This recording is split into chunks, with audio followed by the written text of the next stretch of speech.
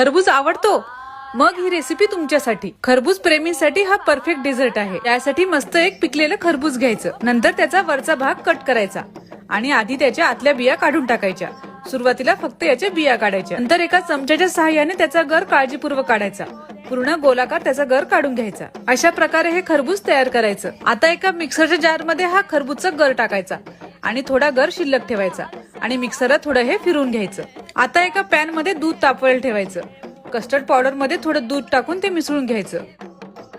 नंतर दुधाला उकळी आली की हे कस्टर्डचं दूध त्यात टाकायचं आणि थोडं घट्टसर होईपर्यंत हे आटवायचं. दूध घट्टसर झालं की त्यात साखर टाकायची आणि मिक्स करून घ्यायचं. हे दूध आता असं घट्टसर तयार झालं आहे. आता ते थंड करून घ्यायचं. हे थंड झाल्यानंतर त्यात मिक्सर मधून काढलेला पल्प, हा शिल्लक ठेवलेला थोडा गर, बदामाचे काप आणि डाळिंबाचे दाणे टाकून याला मिक्स करायचं. आणि आता या कट केलेल्या खरबूज मध्ये हे बॅटर भरून घ्यायचं आणि आता हे फ्रीज मध्ये 7 ते 8 तासासाठी सेट व्हायला ठेवायचं. आईस्क्रीम आता सेट झाली आहे. आता त्याचे आधी गोलाकार पीसेस कट करायचे. तयार आहे आपली मस्त क्रीमी मस्क मेलन आईस्क्रीम.